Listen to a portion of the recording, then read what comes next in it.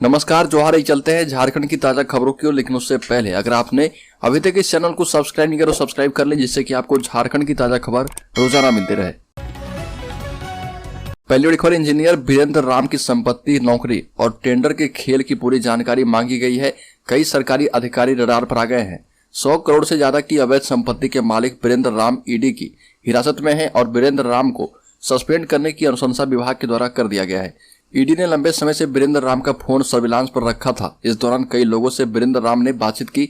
इसमें कई अधिकारी और उसके सहयोगी के नाम भी शामिल हैं। ऐसे में कई सरकारी अधिकारी ईडी की रडार पर हैं। एक तरफ ईडी वीरेंद्र राम से पूछताछ कर रही है तो दूसरी तरफ सरकार से चिट्ठी लिखकर अहम जानकारी मांगी गई है। ईडी वीरेंद्र राम से टेंडर मैनेज करने की पूरी जानकारी के साथ साथ उन लोगों के नाम पूछ रही है जो इस खेल में शामिल है। रामगढ़ उपचुनाव में राजनीतिक दलों ने झोंक दी है अपनी पूरी ताकत। आज थम जाएगा प्रचार। 27 फरवरी को मतदान, 2 मार्च को नतीजा बताएगा कौन कितने पानी में है। रामगढ़ विधानसभा उपचुनाव का शोर थम जाएगा और गठबंधन के साथ मुख्यमंत्री हेमंत सोरेन ने उपचुनाव में जीत के लिए अपनी पूरी ताकत लगा दी है। दूसरी तरफ भाजपा के साथ गठबंधन में आजसू ने इस सीट पर सुनीता चौधरी को मैदान में उतारा है। इस सीट पर लंबे समय से आजसू का कब्जा रहा। चंद्रप्रकाश चौधरी के सांसद बन जाने के बाद कांग्रेस की ममता देवी ने इस सीट पर जीत हासिल की थी और 27 फरवरी को मतदान होना है। 2 मार्च को वोटों की गिनती होगी। दोनों पार्टियों ने उपचुनाव में जीत के लिए जमकर प्रचार किया है। रामगढ़ विधानसभा में जीत के लिए झारखंड मुक्ति मोर्चा, कांग्रेस, राजद, झापा, भाजपा और आजसू सहित कई दलों ने खूब प्रचार किया है। राज्य के पूर्वी सिंहभूम जिले में खाना नहीं मिला तो बेटे ने मां को मार डाला। मां से बेटे ने मांगा था दाल, चावल और सब्जी, नहीं मिली तो मां की जान ले ली। रात भर 100 के सामने बैठा रहा। खाने के लिए नाबालिग बेटे ने अपनी मां की ही हत्या कर दी। खाने में बेटा दाल चावल के साथ सब्जी चाहता था। जब उसे खाने नहीं परोसे गए तो इतना गुस्सा आया कि उसने अपनी मां की ही हत्या कर दी। पिता ने बीच बचाव करने की कोशिश की तो उस पर भी हमला किया। हत्या के बाद बेटा रात भर अपनी मां की 100 के सामने बैठा रहा। घटना पूर्वी सिंहभूम के संडरा पंचायत के छोटा धोनागरी की है। बैसागी मुंडा के बेटे ने नशे की हालत में अपनी मां की हत्या कर दी। राज्य के रांची जिले में G20 में शामिल होने के लिए राजधानी पहुंचने वाले विदेशी मेहमान को एक जगह से दूसरी जगह आने जाने में कोई परेशानी ना हो, इसे लेकर ट्रैफिक पुलिस ने तैयारियां शुरू कर दी है। ट्रैफिक व्यवस्था में किसी प्रकार की परेशानी ना हो, इसके लिए अतिरिक्त जवानों को तैनात करने का फैसला किया गया है। विदेशी मेहमानों के पतरातू दौरे को लेकर भी ट्रैफिक रूट निर्धारित किया गया है। पिठौरिया के रास्ते पतरातू तक आने जाने का शेड्यूल तैयार किया गया है। वहीं ओरमांझी मार्ग को वैकल्पिक रास्ता के रूप में चिन्हित किया गया। ईडी की गिरफ्त में आए ग्रामीण कार्य और जल संसाधन विभाग के चीफ इंजीनियर वीरेंद्र राम का प्रशासनिक एवं राजनीतिक गलियारे में इतना रसूख था कि उन्हें शिक्षा विभाग का भी चीफ इंजीनियर बना दिया गया था। लेकिन इसी बीच ईडी ने उनके ठिकानों पर छापेमारी कर दी। नतीजतन शिक्षा विभाग में इसकी नियुक्ति टल गई। सूत्रों का कहना है कि छापेमारी के एक दिन पहले राम की नियुक्ति शिक्षा विभाग के चीफ इंजीनियर के पद पर हो गई थी। जिस दिन छापेमारी हुई उसी दिन उन्हें अपना पदभार ग्रहण करना था, लेकिन नहीं ले पाए। सूत्रों का कहना है कि शिक्षा विभाग के अंतर्गत झारखंड शिक्षा परियोजना परिषद में करोड़ों रुपए की योजनाएं होती है, इसलिए राम को वहां का भी प्रभार दे दिया गया था। इसकी स्वीकृति ऊपर से मिलने के बाद विभाग ने आदेश भी जारी कर दिया था। राज्य के जमशेदपुर जिले में रजक समाज की ओर से कदमा के कूड़ी मोहंती ऑडिटोरियम में संत गाडगे बाबा की 147वीं जयंती मनाई गई। मौके पर रजक समाज के अध्यक्ष अजय रजक ने कहा कि संत गाडगे बाबा ने हमेशा समाज में फैली हुई कुरीतियों को दूर करने का प्रयास किया। रजक समाज को उनके विचारों को अपनाने की आवश्यकता है। समाज में दहेज प्रथा को खत्म करने की आवश्यकता है। बच्चों की पढ़ाई लिखाई पर माता पिता अधिक ध्यान दें। गाडगे बाबा कहते थे कि भले ही लोग खाए नहीं पर बच्चों को पढ़ाई जरूर करवाए। जब समाज शिक्षित होगा तभी संगठित होकर विकास की राह पर आगे बढ़ पाएंगे। राज्य के मुख्यमंत्री हेमंत सोरेन ने कहा कि अपना पैसा जमीन में गाड़ कर रखे, इसे बैंक में जमा न करें। रामगढ़ उपचुनाव की एक चुनावी सभा में मुख्यमंत्री हेमंत सोरेन ने लोगों को यह सलाह दे दी। इस बयान के जरिए हेमंत सोरेन ने भारतीय जनता पार्टी पर निशाना साधा।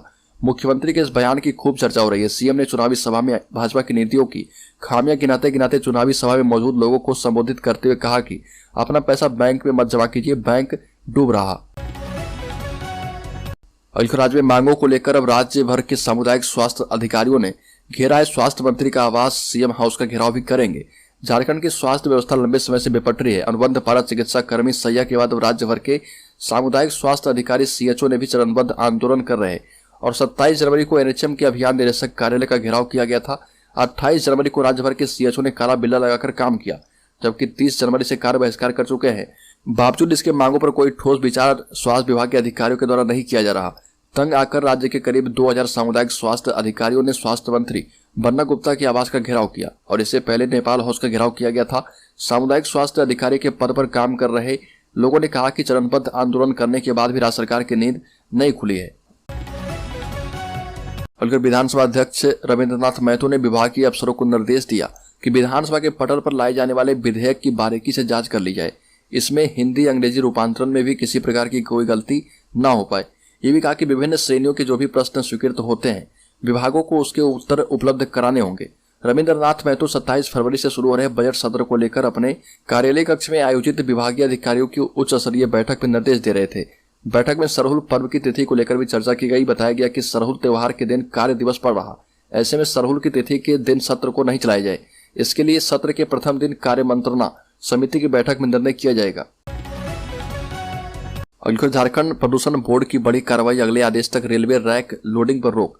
झारखंड प्रदूषण बोर्ड ने साहिबगंज में रेलवे पर बड़ी कार्रवाई की है। बोर्ड ने साहिबगंज के सभी पत्थर चिप्स रैक लोडिंग प्वाइंट को तत्काल प्रभाव से कल से बंद रखने का आदेश दिया है। इस बारे में जिला प्रशासन को आदेश दे दिया गया है, जिसके आलोक में जिला प्रशासन ने रेलवे के स्थानीय अधिकारियों को निर्देश देते हुए सभी रैक लोडिंग प्वाइंट को बंद रखने का आदेश दिया। जिसके बाद रेलवे को सभी रैक लोडिंग प्वाइंट को तब तक के लिए बंद कर दिया गया है जब तक झारखंड प्रदूषण नियंत्रण बोर्ड से सीटीओ निर्गत नहीं हो जाता। इस बात की जानकारी साहिबगंज डीसी रामनिवास यादव ने दे दी है। डीसी रामनिवास यादव ने बताया कि पिछले दिनों अपर मुख्य सचिव फॉरेस्ट की अध्यक्षता में एक राज्य स्तरीय टीम ने साहिबगंज का दौरा किया था, जो जिले में हो रही माइनिंग, क्रशिंग और रैक लोडिंग प्वाइंट का निरीक्षण किया था। इस कड़ी में टीम ने साहिबगंज, माल गोदाम और मिर्जा चौकी में संचालित रेलवे के रैक लोडिंग प्वाइंट का जायजा लिया।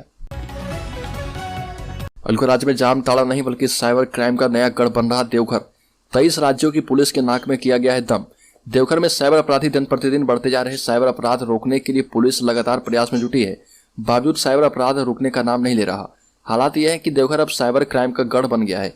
पुलिस को माने तो जिले के मोहनपुर, देवीपुर, जसीडीह, मधुपुर, सोनाराय, ठाड़ी, सारबा, सारठ, करो, रिखिया, पथरौल, पालोजरी समेत अन्य थाना एवं ओपी क्षेत्र के युवक साइबर अपराध में कदम रख रहे हैं। 3 वर्षों में 23 राज्यों की पुलिस पहुंच चुकी है और देवघर पुलिस सूत्रों की माने तो 3 वर्ष के दौरान 23 राज्यों की पुलिस साइबर अपराध संलिप्त आरोपियों की गिरफ्तारी को लेकर देवघर पहुंची है। झारखंड के विश्वविद्यालय शिक्षकों की प्रोन्नति के लिए फॉर्मेट हुआ जारी, कई विषयों पर सुझाव देने का मिला आदेश। राज्य के विश्वविद्यालय शिक्षकों को यूजीसी रेगुलेशन 2010 के तहत प्रोन्नति देने के लिए उच्च शिक्षा निदेशालय ने फॉर्मेट जारी कर दिया है। उच्च शिक्षा निदेशक करीमा सिंह ने फॉर्मेट जारी करते हुए सभी विश्वविद्यालय के रजिस्ट्रार को इस पर आवश्यक कार्रवाई करने का निर्देश दिया। उल्लेखनीय कि लगभग 12 वर्षों के बाद विश्वविद्यालय शिक्षकों को प्रोन्नति देने से संबंधित एक परिनियम यूजीसी रेगुलेशन 2010 की राज्य सरकार एवं राज्यपाल के द्वारा स्वीकृति दी गई है, लेकिन 3 माह बाद भी प्रोन्नति प्रक्रिया शुरू करने के लिए फॉर्मेट जारी नहीं किया गया था। ईडी ने राज्य सरकार को फिर से भेजा है रिमाइंडर, आईएएस पूजा सिंघल और अन्य के खिलाफ अनुशंसा पर पूछे सवाल।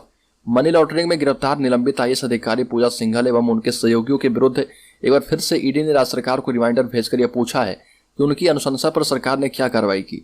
ईडी ने राज्य सरकार से यह जानने की कोशिश की है कि एजेंसी ने भ्रष्टाचार निरोधक अधिनियम के तहत पूजा सिंघल एवं उनके सहयोगी पर प्राथमिकी दर्ज करने की अनुशंसा की थी। अनुशंसा को कई महीने हो गए, लेकिन अब तक प्राथमिकी दर्ज करने संबंधित सूचना एजेंसी को नहीं मिली है।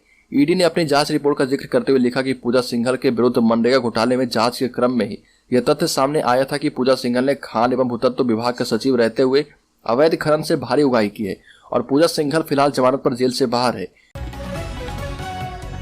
राज्य में प्राथमिक शिक्षकों की प्रोन्नति को लेकर रिपोर्ट तलब किया गया। समिति को कई विषयों पर देना है सुझाव। स्कूली शिक्षा एवं साक्षरता विभाग ने प्राथमिक शिक्षकों के हितों से संबंधित 2 आदेश जारी किए हैं। पहले आदेश के तहत प्राथमिक शिक्षा निदेशक चंद्रशेखर ने रांची सहित अन्य जिलों में प्राथमिक शिक्षकों की प्रोन्नति से संबंधित विभिन्न समस्याओं एवं विषयों को लेकर गठित विभागीय समिति से रिपोर्ट मांगी है। इससे एक बार फिर से प्राथमिक शिक्षकों की प्रोन्नति की उम्मीदें जगी है। दूसरे आदेश के तहत उर्दू शिक्षकों के वेतन भुगतान अब योजना मद की जगह गैर योजना मद से हो पाएगा। कैबिनेट की स्वीकृति के बाद विभाग ने इस संबंध में संकल्प जारी किया है। जामताड़ा के विधायक इरफान अंसारी सुबह रिम्स पहुंचे और यहां पर इरफान ने अपने क्षेत्र के मरीजों का हालचाल जाना। अस्पताल के न्यूरो सर्जरी विभाग एवं अन्य विभागों में भर्ती मरीजों की सेहत की जानकारी ली और समस्याओं के विषय को लेकर बातचीत की। इस दौरान उन्होंने कहा कि हमारी पार्टी के मंत्री और हमारी सरकार में ऐसी स्थिति देखकर विशेष कुछ कहना नहीं चाहता हूं। रिम्स की बदहाल व्यवस्था से मुख्यमंत्री को अवगत करवाएंगे। राज्य में बच्चों को दिया गया वाहन चलाने तो 25,000 की पड़ेगी एक राइड। सख्त हुआ ट्रैफिक नियम, सड़क हादसों को रोकने के लिए जिला पुलिस ने सख्ती बरतनी शुरू कर दी है। सभी जगहों पर वाहनों की जांच की जा रही है और यातायात नियमों का पालन नहीं करने पर जुर्माना वसूला जा रहा। मोटरयान अधिनियम के तहत यातायात नियमों का पालन नहीं करने पर जुर्माने का प्रावधान लगाया गया है। धारा 199 के तहत 18 वर्ष से कम उम्र के नाबालिग के द्वारा 50 सीसी से अधिक इंजन वाले वाहन को चलाते हुए पकड़े जाने पर उनके अभिभावक से 25,000 रुपये जुर्माने का प्रावधान है। धारा 181 के तहत बिना लाइसेंस के वाहन चलाने पर 5,000 रुपये, तय गति सीमा से ज्यादा तेज वाहन चलाने पर लाइट व्हीकल मोटर के लिए 1,000 रुपये एवं हैवी मोटरयान के लिए 2,000 रुपये जुर्माने का प्रावधान है। खतरनाक तरीके से वाहन चलाने पर अब 5,000 रुपये तक का जुर्माना देना होगा। शराब पीकर वाहन चलाने पर 10,000 रुपये तक के जुर्माने का प्रावधान किया गया है। और झारखंड के 32 लाख किसानों को नहीं मिली सूखा राहत की राशि, केंद्रीय मदद का कर रहे इंतजार। बीते खरीफ के मौसम में राज्य के 226 प्रखंडों में सूखा पड़ा था। इस कारण किसानों की फसल नुकसान हुआ। झारखंड की मुख्य फसल धान नहीं लग पाया। इसके बाद राज्य सरकार ने किसानों को सूखा राहत देने की घोषणा की है। किसानों को सूखा राहत योजना के तहत आवेदन करने को कहा गया है। अब तक 32 लाख से अधिक किसानों ने सूखा राहत के लिए आवेदन किया है और इनको सूखा राहत का इंतजार है। इसमें से करीब 13 लाख किसानों को राज्य सरकार ने अपने स्तर से 35-3500 रुपये सूखा राहत सहयोग के रूप में दिया है। किसानों और सूखा राहत देने के लिए केंद्र सरकार से करीब 9500 करोड़ रुपए की मांग की है। इस मांग के एवज में भारत सरकार की एक उच्च स्तरीय टीम ने राज्य के कई जिलों का दौरा भी दिसंबर माह में किया है। सूखा राहत पोर्टल पर केवल संताल परगना सहित 12 लाख से अधिक किसानों ने आवेदन दिया है। और राज्य के कर्मचारियों के लिए खबर है कि होली से पहले उनके मानदेय में वृद्धि की जाएगी। इसके साथ ही उन्हें मार्च के महीने से बढ़ी हुई राशि का भुगतान किया जाएगा। इस संबंध में शिक्षा मंत्री के द्वारा प्रस्ताव को मंजूरी दे दी गई है। कर्मचारियों के वेतन में 50% की वृद्धि देखने को मिलेगी। झारखंड राज्य में अब शिक्षा परियोजना के कर्मी एक जिले में अधिकतम 3 साल तक और एक प्रमंडल में 6 वर्ष तक अपनी सेवा दे पाएंगे। इसके साथ ही उनके तबादले इन वर्षों की सेवा के बाद ही दिए जाएंगे। झारखंड शिक्षा परियोजना कार्यकारिणी परिषद के द्वारा कर्मचारियों के स्थानांतरण पदस्थापन रूल बुक को भी मंजूरी दे दी गई है। इसके साथ ही झारखंड के शिक्षा परियोजना के तहत कार्यरत बीआरपी सीआरपी के मानदेय में 50% तक की वृद्धि की जाएगी। शिक्षा मंत्री जगन्नाथ महतो के द्वारा प्रस्ताव की स्वीकृति दे दी गई है और यह प्रस्ताव कैबिनेट में भेजा जाएगा। मानदेय में वृद्धि के साथ ही होली से पहले उन्हें बड़ा तोहफा मिलेगा। मानदेय 8,000 से लेकर 8750 रुपए तक बढ़ाए जा सकते हैं।